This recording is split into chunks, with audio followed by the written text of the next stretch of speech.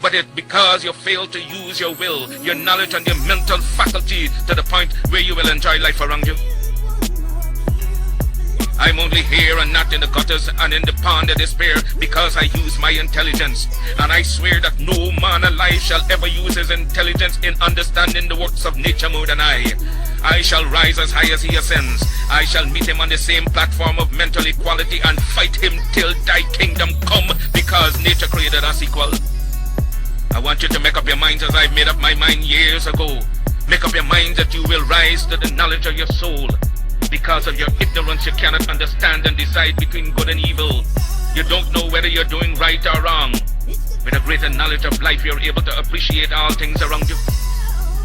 I'm able to gather you here because I understand you.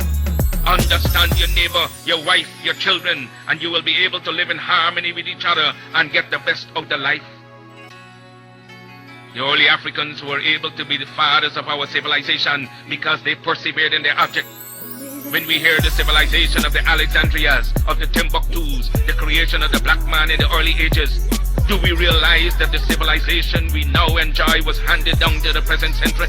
But the black man went back to sleep and is still sleeping. We are trying to awaken you to the true consciousness of yourselves. You young black men, you young black women, may we not appeal to you knowing you as we do.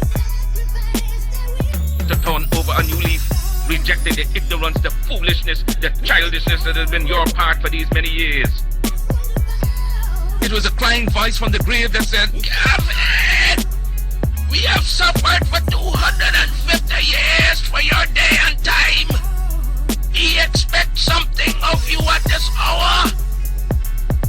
The prejudice against us as an African people is not because of color, it's because of our condition.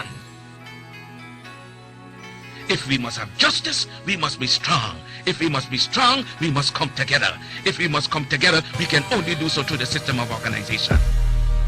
But the fight for African redemption does not mean that you must be disloyal to any government or country wherein you were born.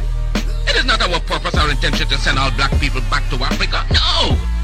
Those of us who leave America to go settle permanently in Africa will become pioneers, pilgrim fathers of the new nation. The African race became strong in Africa, it could be strong everywhere. We are men. We have hopes, we have passions, we have feelings, we have desires just like any other race.